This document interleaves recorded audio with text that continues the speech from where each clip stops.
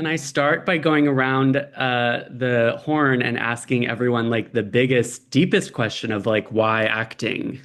Why, how did you get bit by the bug? Why do you love what you do? I could start with the person in my top left corner, which is Hannah Einbinder. Ah. Unless somebody wants to jump in. I still feel shy. Like I'm still shy. We're getting First into 2 minutes, I need to thaw out. I Aww. just need 2 minutes. I take a boot up. I have a boot up time.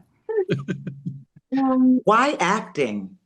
Or Hannah, are you going to answer? Go ahead. If you're locked and loaded, I'm always happy to hear from you.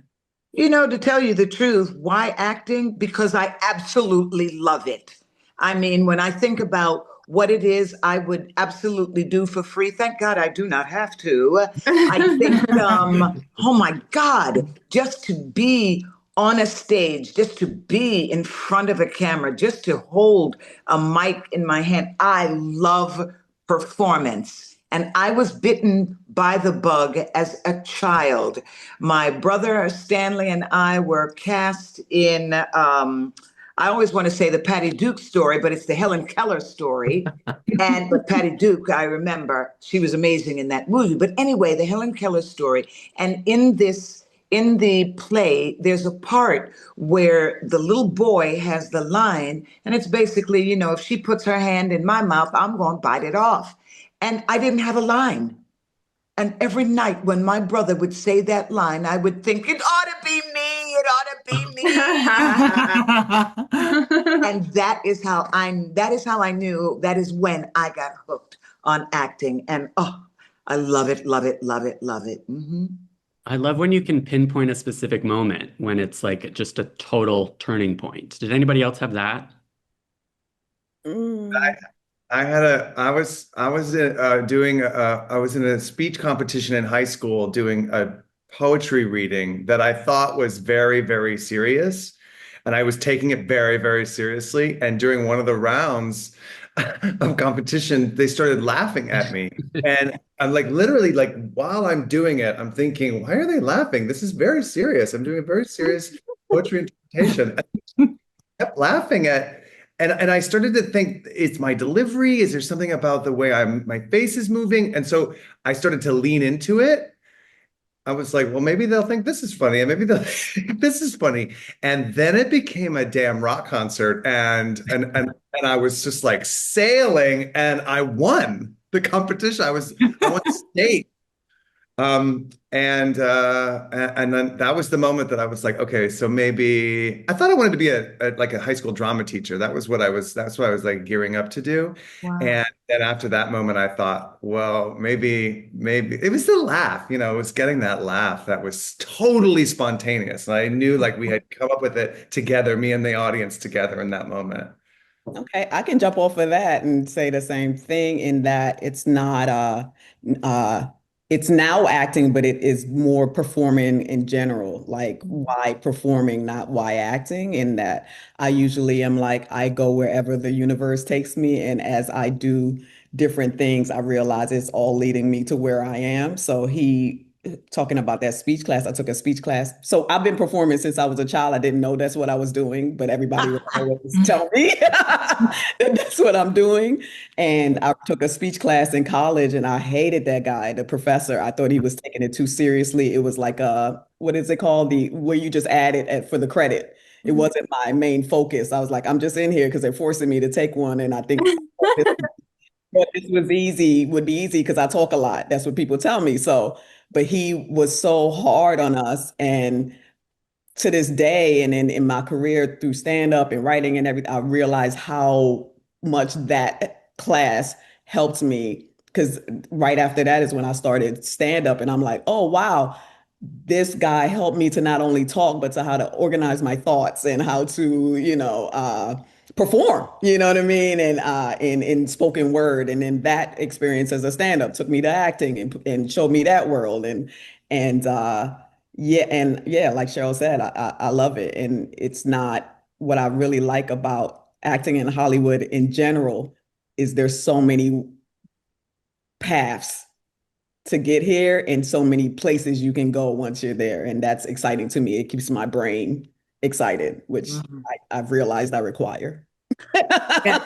I feel like I was the product also of like really good public school teachers. Like I grew up here and it was just in LA and it was a really, really good drama program. And I remember our teachers like they're like, I don't care if you're in the back, I will throw my chocolates at you if you don't think I can't see you. And there was something really nice about the teamwork of it, of musical theater in high school and in middle school, of like it was almost it's more sports for dorks because you are accountable, you are on a team, you do have to show up to practice.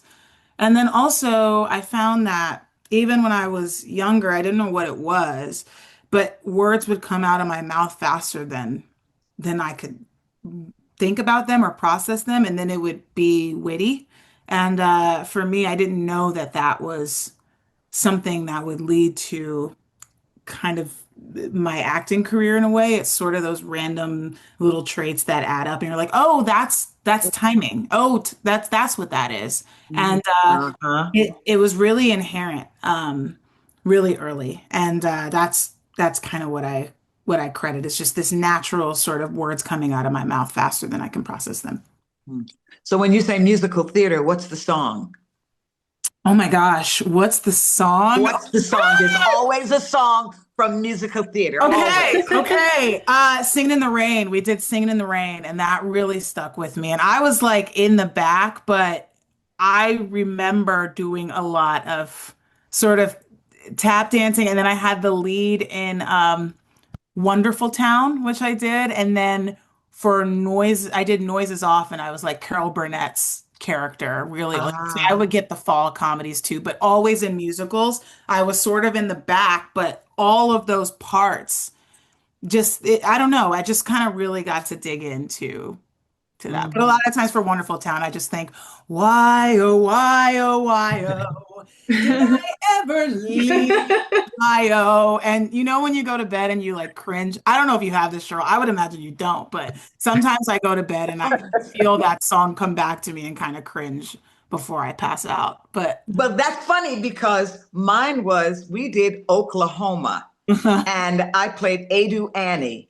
And it was trying to get the accent of someone that I thought was from Oklahoma, which obviously I sound like I'm more from North Carolina, maybe.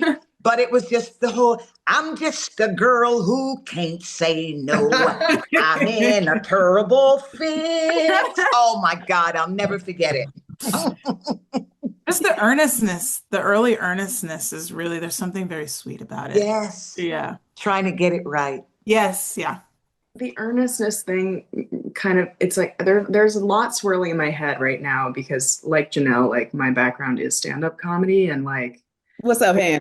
I feel you know what I mean? Like I feel like that was like maybe I'm gonna get a little too psychoanalytical here, but I might make my way towards an answer, so bear with me. But like that was a rejection of earnestness. I think like my intro to performing was actually a shield to protect me from how from pain Mm. and stand up connected me to that, but it also connected me to like feeling good. And I think I got the bug because and when I started performing to kind of like get sort of the external love that I could not give myself. And I think that the bug was very connected to that for me. And then as I was able to like move at like, you know, stand-up comedians, like we find our way towards other mediums, like I started to let down that armor that I had built as a comic and reveal that like very soft center, which I think is like central to all performers, right? Like that fragility. And like the bug, I think is like this thing I'm having over and over when I'm able to connect with a person and like in a scene, whether it's comedy or something like more serious, like and just tap into that frequency of yeah, just the human experience and like really feeling connected through that. I feel like I get the bug over and over and over and over again when I'm able to just like really feel that thing that is really real. Vulnerability. We don't like that as comedians. Yes. Right. I feel like acting, like I feel like acting has like, and even just made me a better comedian, right? Like it does lend itself to that. Like, I don't know. Wow. It's just The such a performance. beautiful thing. Yeah. Yeah.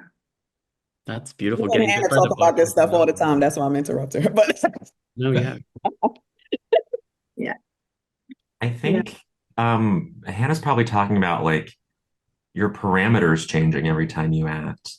Like, it's like okay, go with me on this. It's like Apollo playing the lyre and like he would his being would change, like not a lot of other jobs like allow for this sort of like this like transformation. Like what we do is not to sound too this is the earnestness. Like it is transformative even for a moment. And so in that way it kind of like helps you emotionally regulate. My background is much less cool, which is in improv. And I remember I see Jeff at UCB. Oh, it's so humiliating. It's humiliating, but I think we get our reps in through improv by like embarrassing ourselves constantly. There's no props, there's no visual aid besides ourselves. And I think that kind of you get a tough skin, but also a tender center and all that, and I don't embarrass easily anymore. And I think that's a good thing. I guess I grew up in Cleveland, and there was something about it. It happened very early on. There was a rep company called the Cleveland Playhouse, which I was like just this group of actors that they played. There's a billion different. They went from farce to Shakespeare to like Moliere and musicals, and just to watch the same group of people to play one thing one night and something else the other night was like it was like took my breath away. So that group was um really like a guiding light. I love them so much. Cleveland Playhouse, which I love, and is also like a kind of still reeling from some defunding, like a lot of regional theaters, which is Yeah. a nightmare, Yeah. but just awful. But I think like Cheryl, it was like I have this feeling like there was no, I'm sure a lot of people in here, but I had this feeling that there was no option for me. Like I was an actor. Like there was no other, like from the time I was a kid, it was like that's what I am. Like I remember like pretending I was a marine biologist or whatever, like, but nothing was really like it was like and I think to a lot of what Hannah was saying, I felt almost like I could tell. I'm definitely like introvert, extrovert, or whatever. Maybe it's the opposite, but I definitely felt like I could tell the truth more when I was acting than I could in real life. Like there was a freedom of being able to land something and say what I wanted and go for what I wanted and ask for what I needed. Like that was like a steps ahead of who I was as a person. And I think also there was a holiness about it. Like it felt very sacred to me, like to be on a stage, like throwing energy to other actors and feeling the audience, and like the stage just felt like it just felt like a church. So there's nothing I think we were all talking about that like me feels more like higher power to me than just like being in a space like in that moment before like everyone's like the crew and the actors and the lights and everybody's like waiting in this like suspension before action is like like I love that feeling so much, like whether it's like whatever the genre is, because I feel like it's just how much like you put your foot on the gas, like in either way it's like kind of, but it's that feeling is like just still very, very sacred to me. I feel very blessed that that's like also what I get to do. Like it's being an actor is so nuts. It's just such a crazy job. But I love what you just said because, first of all, I'm so happy now that you said it because, you have those feelings when you're on stage and you're like, I cannot be the only person that's feeling this. I have actually been on stage, and when you know the lines, when you know what you're doing, and it is almost as if your energy just comes out of your head and you can watch yourself down on the stage doing that thing. And that other part of you is like, that's right. That's how you do it. It's the most amazing feeling. And I'm so happy you've had that feeling too, because sometimes I just have to say to my husband, I'm like, baby, I don't know where that came from, but it was just there. I love that. I got really lucky. I had like a high school improv team. It was like theater sports, like whose line is it anyway? And I used to think like, oh, that's not anything, but time in the cockpit is time in the cockpit.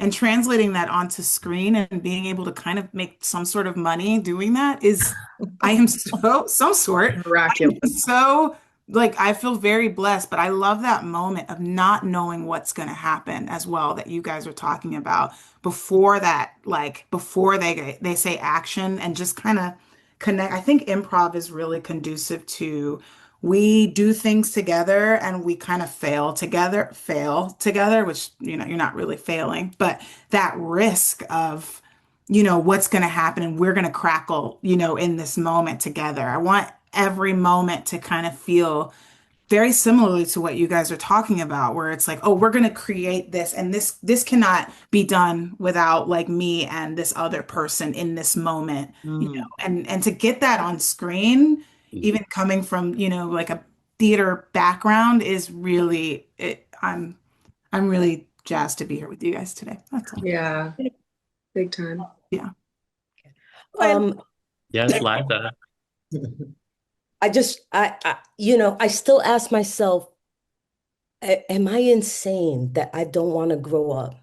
I want to stay playing, make believe. Like, come on, what kind of normal person still wants to recreate like I'm a teenager, changing identities and looks and lifestyles. Like people grow out of that. But this right here, just thank you for reassuring me that I'm not the only one who wants to continue to just change lifestyles, at least, for a little while. And Yes. but it's also like it's terrifying for me. Like that moment before, you go on stage or damn it, when that thing, That like, boy. it's like you're sitting on the front of the roller coaster and I'm like,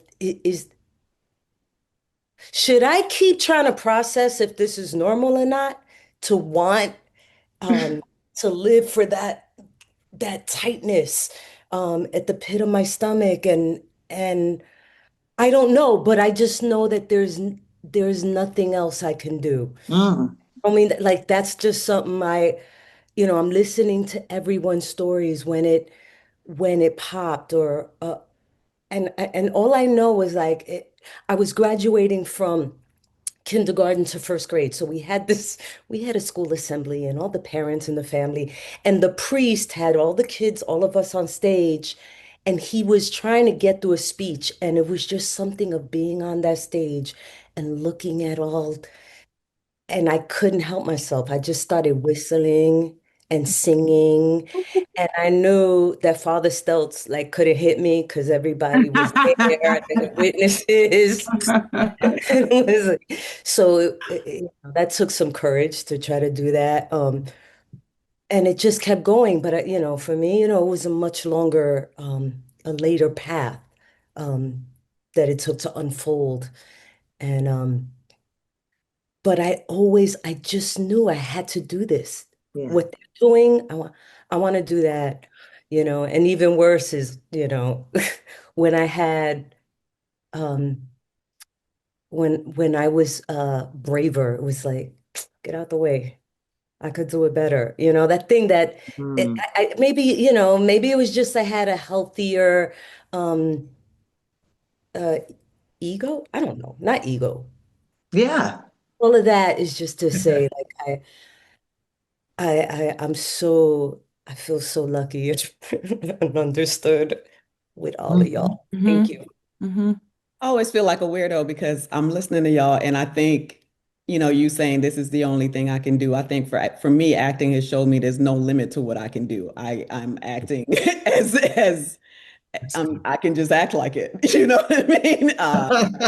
I think a lot of it is pretending, that you know what you're doing and believing in yourself. And then I go back to stand up and I like what Bowen said about no longer being embarrassed. I think once you can stand and perform with your own voice as yourself and bomb night after night and continue to perform like this to be in an ensemble is a cakewalk because you have help, Mm. you have other people to feed off of you, and like you said, props, and so it really makes me feel like, yeah, there's nothing I can do. It's given me a confidence and a vulnerability that I was searching for. So that's what I'm thankful for as far as like this profession and this position that I find myself in. Yeah. Mm.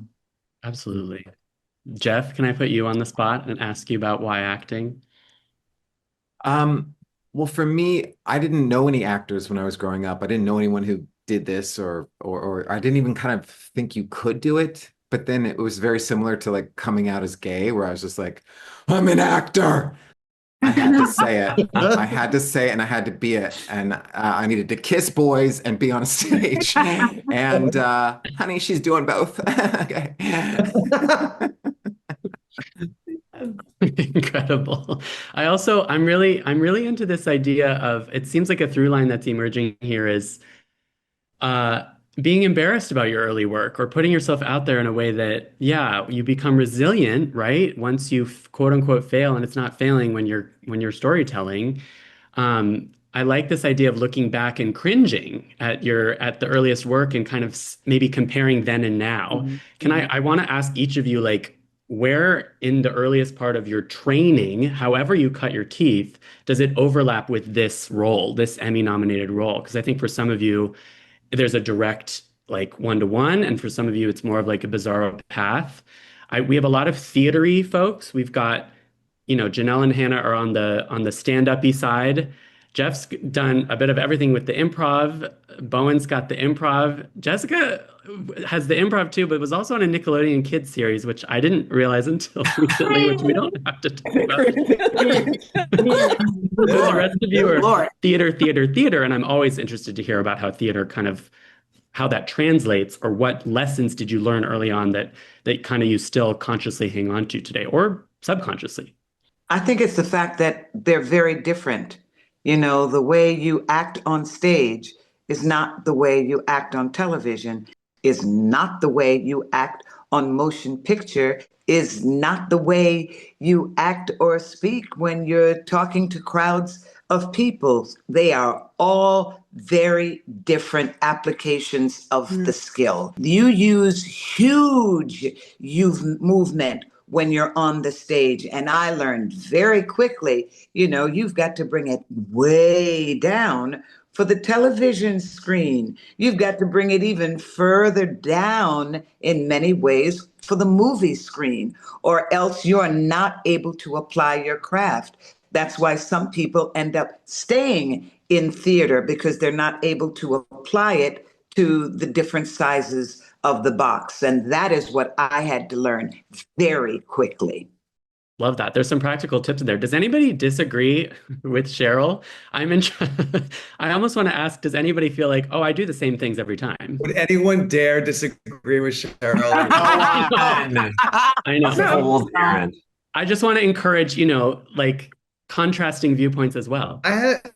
One time when I was in drama school, they came and tried to give us, like acting on camera tips, and we were like so used to doing big Shakespeare, and we were doing this scene. I was doing a scene in this acting for the camera class, and they kept saying, too much, you're doing too much, it's too big, bring it down, which I heard a lot once I started working in TV. And then the guy was like, it was Boaz Yakin, the wonderful director. His parents were both our teachers at Juilliard, and he said, okay, everybody in the room, scoot up and sit as close as you can to them. And so the entire room like moved their chairs right up in front of us. And we did this scene for them there. And suddenly, instead of playing to the back of the room where everybody was watching, or like the back of the house in a theater, we were playing just to like 2 feet ahead of us. It was great. It was so great. Yeah, it's good. That's really good.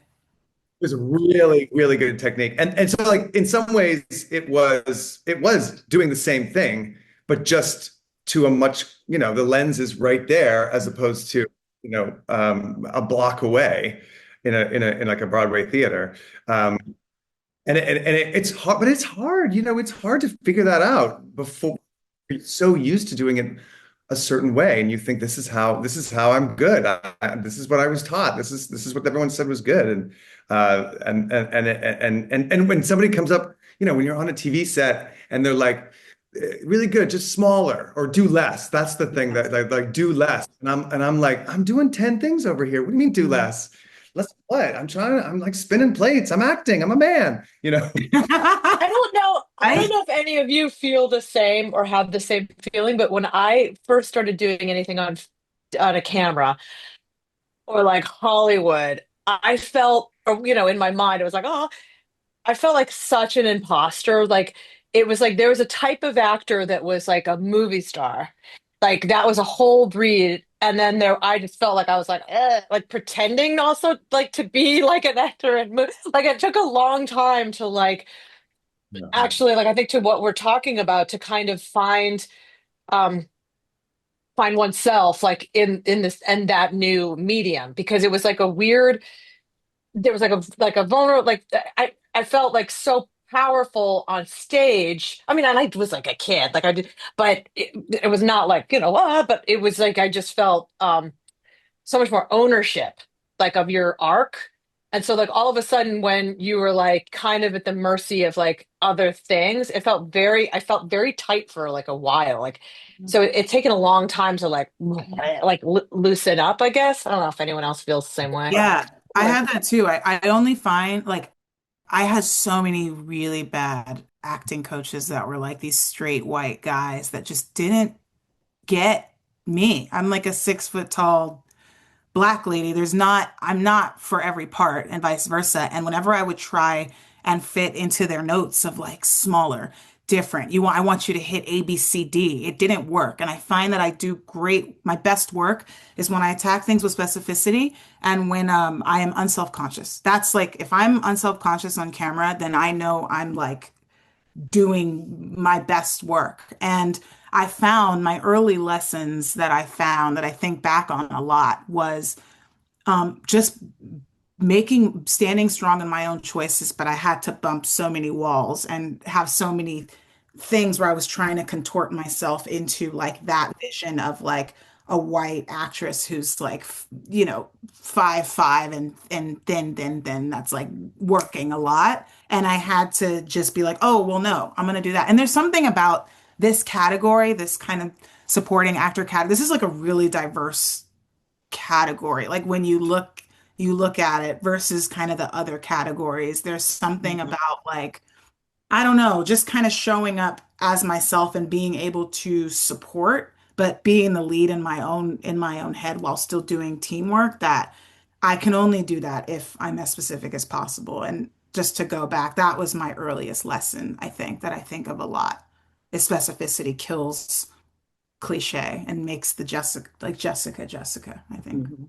It's such a good thing to bring about like what the supporting comedy like that idea. And we were talking about like why whatever role is connected to your earliest. And I feel like I'm on the show, the studio, and it's like it's such an ensemble. And so it feels like it's like the height, and it feels like you need each other so badly because if one person drops the ball, that camera operator has to go all the way back to the beginning and start over again. And you're like, I can't do a dumb improv in here. And like just try something if you can like they're gonna have to like start the whole thing so it feels very similar to when I was like that feeling of being on stage with a group of actors or seeing like an ensemble like anyway it feels very like home to me.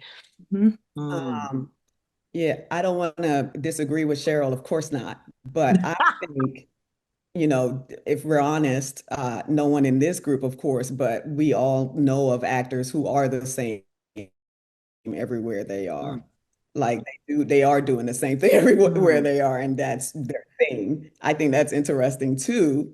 Um, and I know as far as like my experience and what lessons I've learned, like a one-to-one is again just like really bombing on stage, leaving my body, looking down, like being so embarrassed about it that my soul has abandoned me, being able to re-enter my body and continue to perform. That happens on set as well. You know what I mean? But yeah, it's really kind of a uh, endurance and keeping it going. Like it really trusting yourself and what Jessica is saying. And I think what really helps is knowing who you're playing. Like Mm. I am not playing this person, I am another person. And if Mhm. you just remember that, it's always going to be some of you. It's you're still you, but what would this person do? And that is really what helps you. And on stage, it's like I'm playing myself as a comedian. What would I do in this situation? And then to get on TV and to play a character, it's what would this character do? So I think we're all, every actor brings themselves to each role. You just have to embody this character that you're playing still as yourself, and that's what makes it special. It's I interesting. No, go ahead, Hannah. Go ahead. yeah, I will say, and stick with me here, but competitive cheerleading was my Juilliard. Mm. I have my background in performance is as a competitive cheerleader, and I've been reflecting on it a lot lately, and I think it's applicable to this because it is high octane performance. You are on a team. To Jessica's point, if one person, and to Kathryn's point about the studio, which feels so much like theater because it feels live, because it has that thing, like cheerleading was like such a formative performance environment for me where everyone has to be exactly on. We have to be cohesive. We have to be doing this together. Like that, I think instilled also a huge part of my work ethic and like striving for this like ideal of like perfection, which obviously in art is more subjective, but like I think that when I think of my early performance, because Hacks was like, because I'm so fortunate that that was my first gig, like, I think of that and I think of like, just, the sense of community and teamwork and like sharing these very emotionally intense experiences with teammates. Like that is kind of the approach that I take in in my work to this day. And I think I did as a stand-up as well. Like, and yeah, as an actor, I feel like those are the early experiences that like I shaped. would like to see video of you cheering after this. I got you. Pretty remarkable. Request. I'm listening to us all talk and talking about where it is we've started. I think about the fact how important it is to have great teachers. Yeah. And if they're not great teachers, to at least have good teachers, the kind of teachers that can, they say there's that saying, if you can't do, then you teach. I've had some teachers who they can really do, and they teach. Uta Hagen was the teacher that I had while we were doing Dreamgirls. And when I tell you, she was, oh yes, Bowen. Oh yes.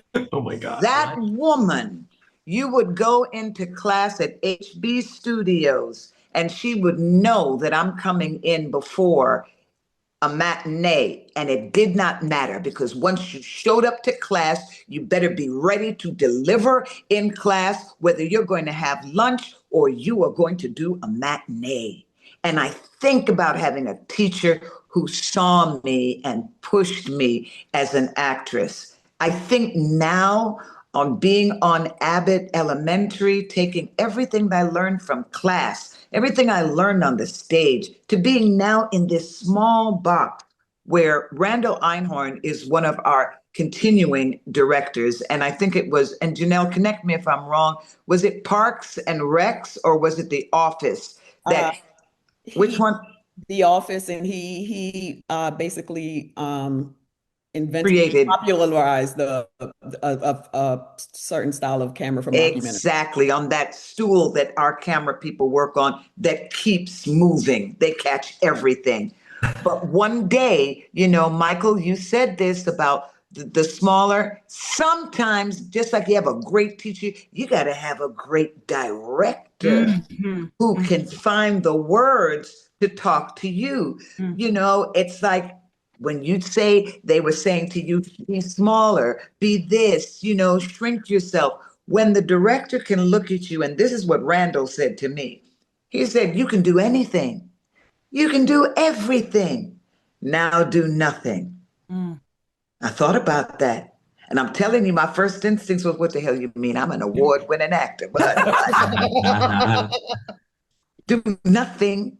But then I thought about that, and it just made all the difference for me. So great teachers, we need them. Great directors, they are everything. And no matter what we do, whether you're number one, two, or three on the call sheet, we are all supporting That's right. each other. That's right. All of us. There's something about like, especially seeing all of you guys' work, because these are all really, really great ensemble shows. There's something about us like knowing the editor is going to catch it. Like and that it could come down from the top where, number one on the call she's like, "Oh, I don't want that person to have that moment." I don't think that's fun. But there's that I feel so blessed to be a part of something that where everybody gets their moment, and there's so much fun in being supporting other people too, in that regard of being Johnny on the spot. Like, I really love feeling like I'm on set and we're a team and I'm locked in similar with the director, like what we're going to do today, but also what do you need? Let's do it. Let's go. What do you need? Because we're on this team together. But there's an amazing thing seeing it at the end of, oh my gosh, the editor thought that was funny, they caught it. The director thought that was funny and they caught it. The studio let that go and make it to air. And there is something about how we all depend on each other that that creates that magic that we get to see on TV. We're like in a really cool time for TV right now where those moments are able to be captured, because there are so many amazing performances that don't get to even be that make it to air, that'll just never be seen, and we're in this cool spot where those moments, like, we're just collaborating with each other, and that feels really good. I really responded to what she said, Sheryl. Thank you. Yeah. I do. Oh, yes, Liza, go ahead. No, I just want to squish a few answers together. Just not coming from musical theater, so I don't sing or dance. I don't do stand up. Just straight theater, and coming from an ensemble theater company that was really like, we messy and we ratchet, but we were encouraged to be who we are. We were encouraged to be the person you ride the subway with. And so, I wouldn't say in college I had the best teachers. I didn't. But having those were my teachers. Philip Seymour Hoffman was my teacher. He directed me in 5 plays. Wow. Not just direct, but like he and I would like run lights and sound for other, for each other, and do stuff like that. But it was always about your actions. What is your need? What is your actions? What is your need? What are your action specificity? What are you doing? What are you doing? To the point to getting migraines, but getting as specific as possible. And so that it wasn't just, it's so that you had the fuel to reach the back of the house, but then learning the technique to bring it this small. It took me a long time to figure out, like, it's not about being wooden, but it's the same principles, it's the same foundation, except that, like, the way I look at it is like, I'm talking to you, but I don't want the person right here to hear what I'm saying. Mm. And that's otherwise I'll get really self-conscious about, all the things. But I feel ultimately it is, however we get there, it really is for me, those basic principles of truth, need, and actions. Yeah, that's it. Absolutely. And however we get there, and Janelle, you said something about there are so many paths through this industry. I want to ask Liza, I know you wrote like a one-person show, and that was maybe a big break for you. Jeff, I know you taught improv. Did you teach Bowen? No, okay. But you were I in the same wish. circle. Okay. But and of course for the stand-ups and like what is the advice for like a really starting off early career actor who doesn't feel that they are empowered, who doesn't feel that the system is working for them? How do you make the system work for them? I think just simply knowing that there's different paths is important. Knowing that you didn't have to go to a performing arts college, or even like Jeff said, even knowing that acting is a thing that you could do, you know, uh, is important. A lot of people don't know things simply because they don't have the information. So I think like Jessica was saying, it's an exciting time for TV, but it's an exciting time for the arts because we have the internet and we have so much information available. And so really utilizing that. And then I also always tell people, don't be weird. That's a good one. And don't be weird. That's my advice because none of us, even as stand-ups performing solo, have gotten here by ourselves. Mm. That's People right. I work with and I do good work, have put my name in places that I wouldn't be able to enter by myself. Um, and that's through not only my work ethic, but also not being a weirdo and being someone that people want to work with. And now I'm in an ensemble, which is very important to not be a weirdo because you're all supporting each other.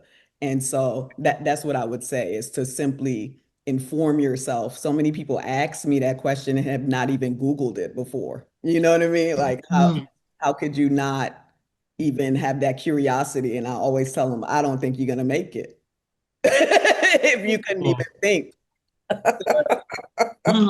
Look up this free information. Curiosity is key. That's another through line here. For starting and also when you're in it. You gotta That's want what it. it is. You gotta want it. What would this person that I'm embodying, I'm curious about them and I want to become this thing. And yeah, that's what it is. Wanting to know more, wanting to have better skill at it and wanting to be in this art form. You got to be curious. So that's what I would say. You have to want it even when you don't feel like doing it, which I don't doesn't quite make sense, but like you have to override this thing where like your body is telling you not today. Like I think at SNL Right. it's this like unreasonable schedule of output. It's like we're supposed to do this every week. That's crazy. We're supposed to like write from the ground up every week, and like something on Tuesday is gonna maybe be on TV by Saturday. Like that scrambles all your signals. And so I think what Janelle is saying, like you have to. I think we've all had days where we're like, I don't know if I'm up for it, and then, but then like, you're in production, like you can't take the day off. Use it. You're on a shoot. Similar to that, even on the Daily Show, it would just go on. Like the show's gonna go on tonight anyway, and you're gonna do another one next week, even if you don't feel like it, or you have to figure it out. But that was kind of nice too, because you're just like, oh, this show was actually kind of medium, but we're gonna do it again, and then it's gonna be, better. It's just, that's just, and it's like kind of having a detachment from the result is like late night kind of teaches you that sort of it's going to go on. It's got to go on, and you're just going to get after it again and again and again. So you have to want it. It's like what everyone else is saying. Yeah, it's like you tell people like It's the getting train's over keep myself. moving. Sorry, Janelle, what were you gonna say? No, it's for me, it's getting over myself. I've had way more Mhm. worse jobs. Mhm. How dare I not want to do this today? Like that's crazy. Like Jessica said, being paid That's crazy to, to to get paid for it. do this is wild. So yeah, getting over yourself and remembering. I mean, for me, again, I love to perform. I love to entertain. I continue to stand up because I love to make people laugh. That's why I'm here in the comedy category. I really think it's uh my calling. And I know it's going to take me other places, including drama, because underneath every clown is tears. So I'm not worried about that. But yeah, I want to continue to get paid to do this amazing thing and remember how fortunate and lucky and blessed and exciting it is. That's how you keep going. Like I mean, I'm look at y'all. This is crazy. What am I doing here? No, what am I doing here? I believe I belong here, but it's still a mind F. Yeah. I want to echo everything that's been said, whilst also like just also acknowledging that it is really hard, and if anyone is feeling that way, that is super valid, and it's reflective not of them but of some really deep systemic issues. Like, I think we're in a place right now where, obviously this is like what we struck over, right? Like all of these things around like AI and kind of like, the issue of like production not being in LA. Like there are so many tangible outside factors that make people feel like they're being forced out and they're not getting opportunities. And like, I just want to say that like there is so much passion that you can have, and I have no doubt that everybody listening to this has that passion. But I also want to recognize that there are some really tangible, concrete things that make it harder for people. Yeah, everybody not gonna make it. Yeah, That's very true. A good thing to know. It really. Also, you don't just make it if you're nominated for an Emmy. Yeah, of course. You are still a valid performer if you're co-stars or if you're doing free improv in the basement of a grocery store. Yeah. If you are a new young artist and you feel that it is not working out for you, I would tell you before you even start thinking about that, check your ego. In the best sense, check your ego, because if you come to this industry and you do not feel that you are the best thing since sliced bread, please get out. This is the truth. This is a dog eat dog business. It will chew you up and spit you out. You come here prepared to hear no, no, no, no, no, no, no, no, no, no, no, no, and we will put it to music for you. No.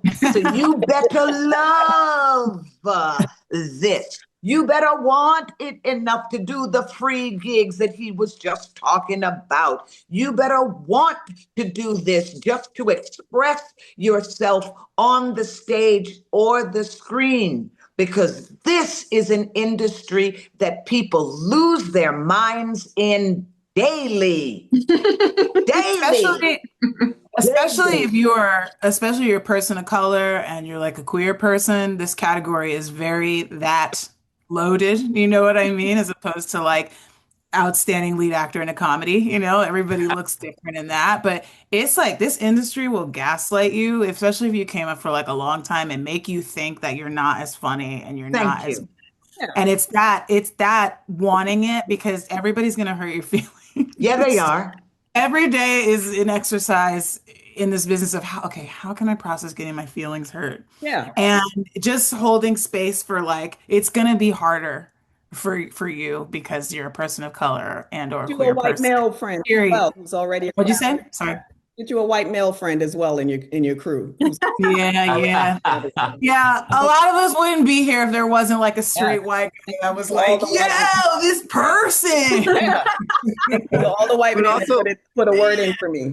I appreciate they have to make opportunities for us to celebrate them. Let's take I want to hold space for them. Thank you. But no, we need them to there's a reason the categories look a certain way, all right? And there's a reason this is a stacked category, and the lead actor in a comedy category looks a lot different. But we need them to continue, to give these opportunities. Otherwise, you're gonna get in this business and feel like you're crazy. And I promise you, you're not crazy.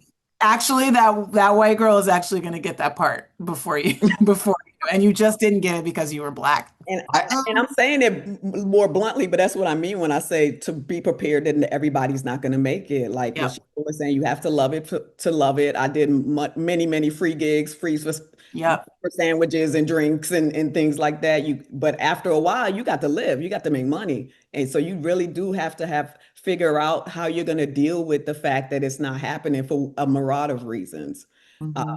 And I really think this business is not only talent, but who can last the longest. That's why people with connections and money can stick around for longer than others. So it's so many things that goes into this before you even get to do your craft that people need to be aware about. And that's the advice that I give I'm just really trying to be honest and real. And if you watch TV where the person jumps off a bus and does a spin and underneath the Hollywood sign, you would think that this is easier than it is, and it's not. I think But also, oh, sorry. yeah, really, no, great points to Kathryn.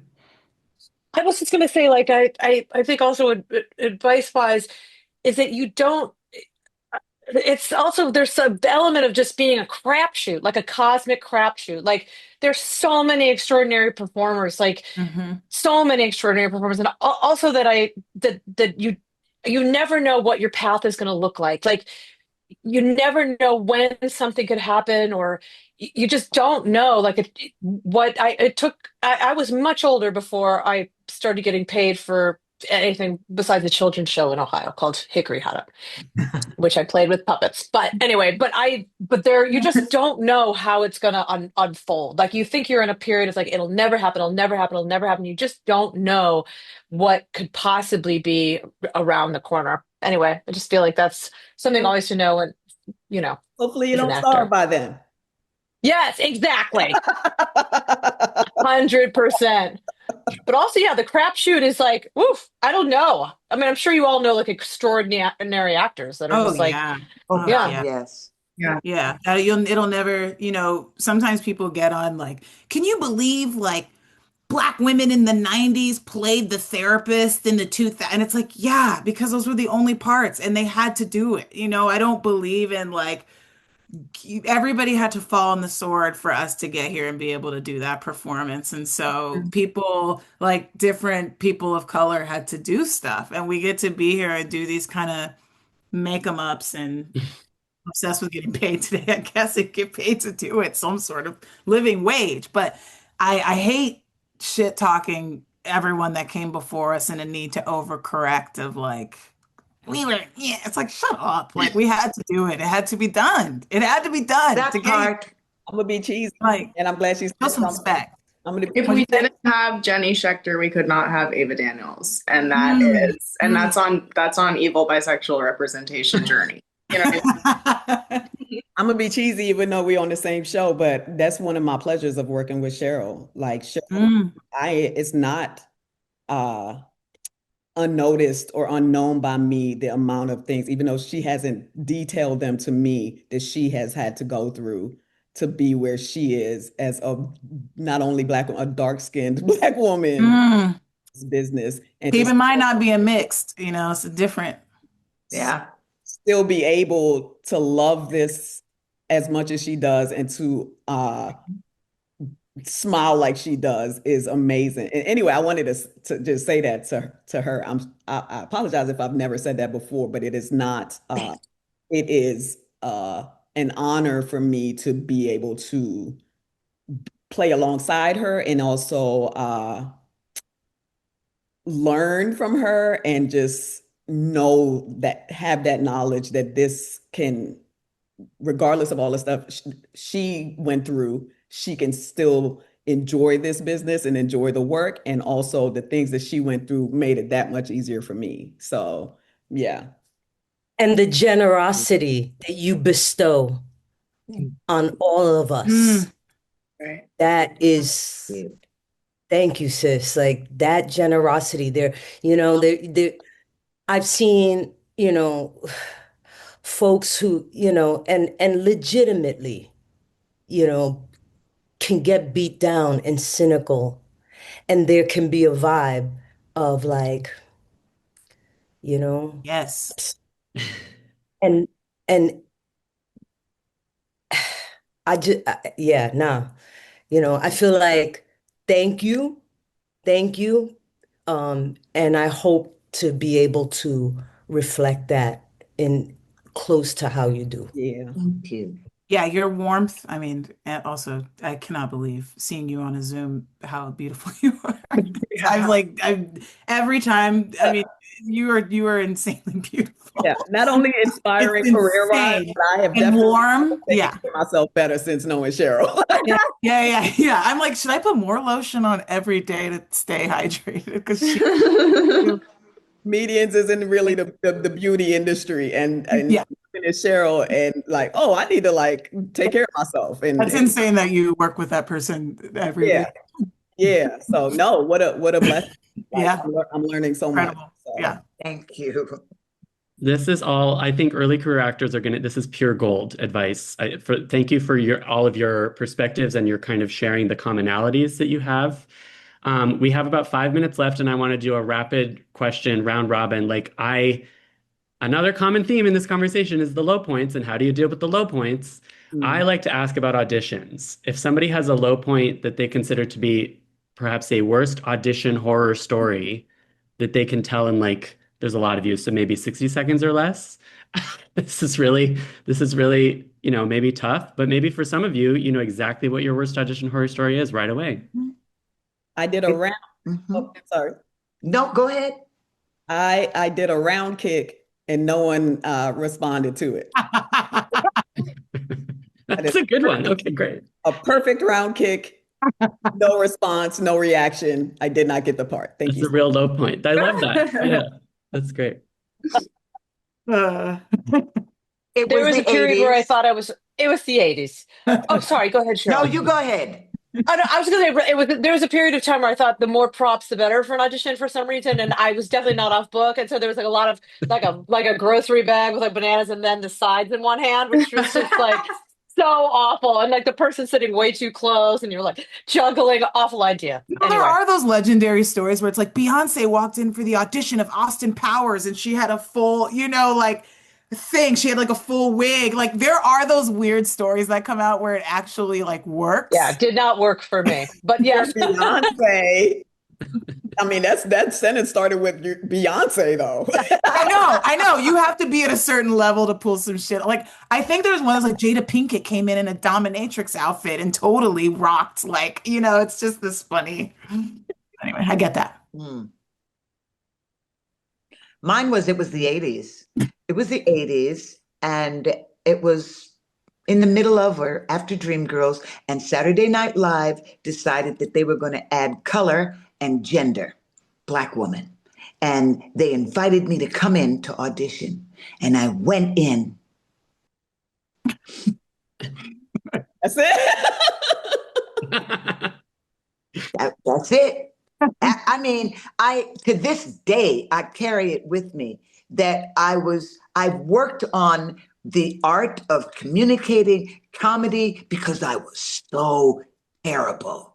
But I could host it now, but I was terrible. Yes, you could, Cheryl. I need that to happen. Bowen, did we know that Cheryl auditioned for SNL? I had no idea that you auditioned for SNL. That is, there's no winning in that situation. It is truly, it's so demoralizing. It was demoralizing. Even for Horrible. people to get on. Yeah. So yeah.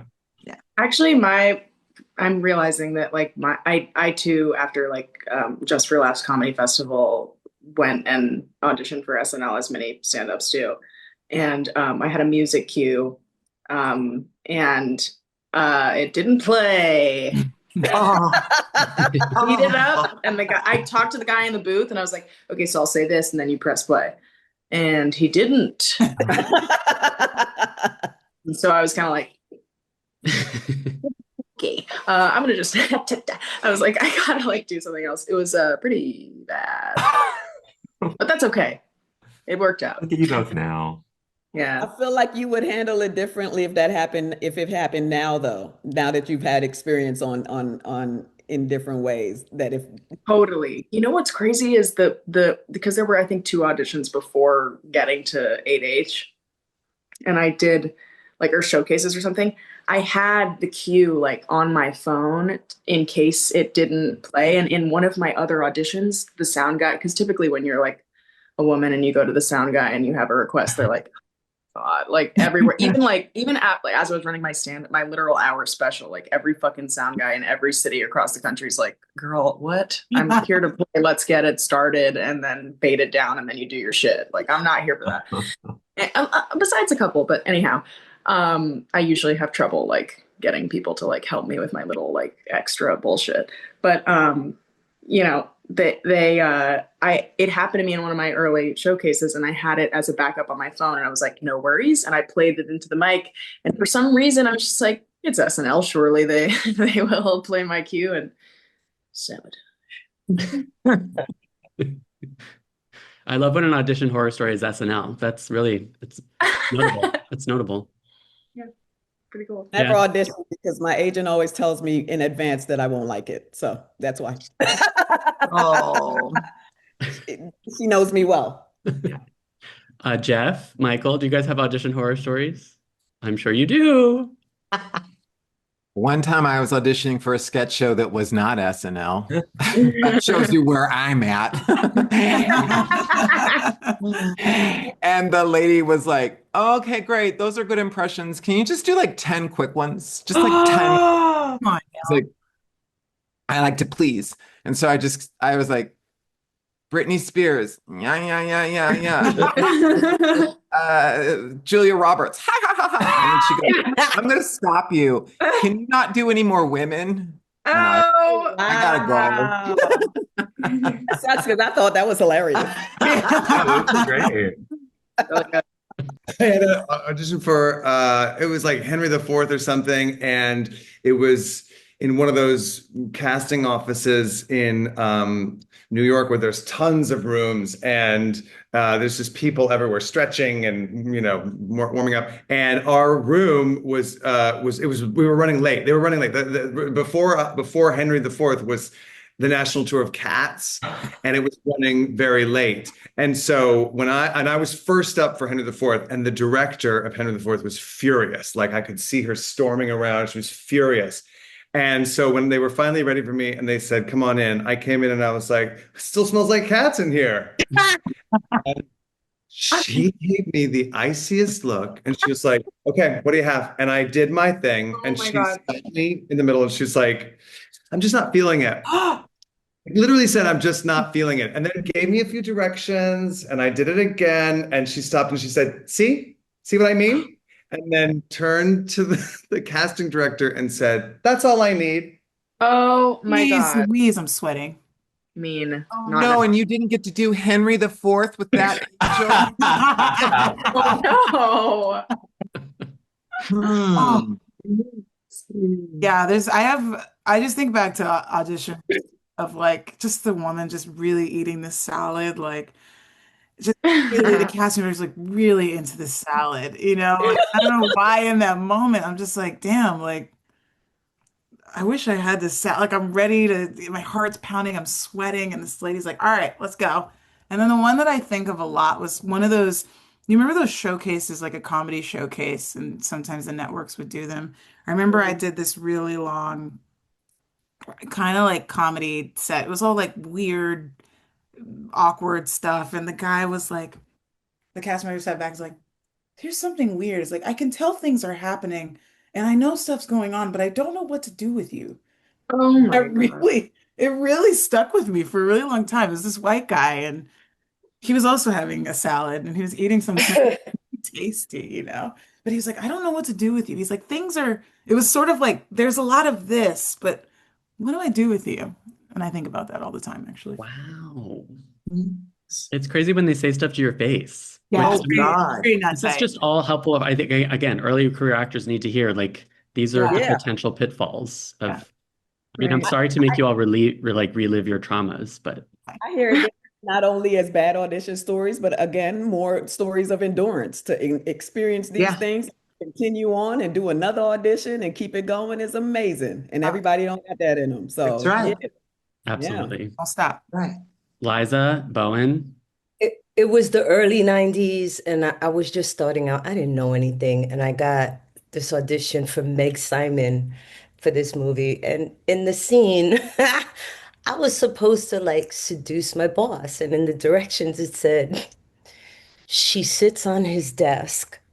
And I said, I'm Meg Simon's desk. Wow. Yeah, you went for it. You went for it. How did it work? React? Her eyes got really big.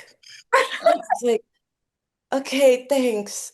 And it just, that feeling like afterward, you're like, oh shit, I should have done Ah. that. But years later, like we became friends and, she loved me and she followed me and saw me and everything. Ah. Uh, but yeah, I tried to seduce Meg Simon on her death. And Bowen?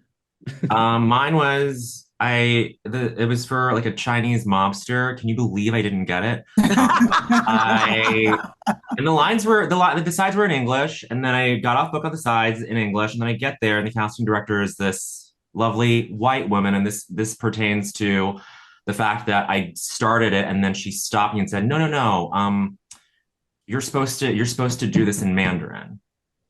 And then I had to like translate on my Mandarin's not my Chinese is not that good, but I did do it on the spot and I fully botched it. But like, what difference does it make to this white lady? But I guess she was recording it, she was taping it for whatever the director. But like, still, it was just like, oh no, like I gotta like, there's no way I'm getting this like Chinese mobster, and it's like American-born Chinese translation of Mandarin. Like, no way, no way. And so that was humiliating, but all good. I mean, I think the moral of these stories is that like we are all like emotionally intelligent people having to like bear ourselves in front of emotionally unintelligent people who like say shit to you that are so like say the most uncouth things to you. Like that's the craziest part of auditioning is like sometimes not to insult these people, but sometimes these people just don't get it. For sure. They don't know what's funny. Like sometimes I look back like that guy doesn't know what's funny. What the hell is he talking about? Yeah, truly. You know what you're talking about. They're just really into salads.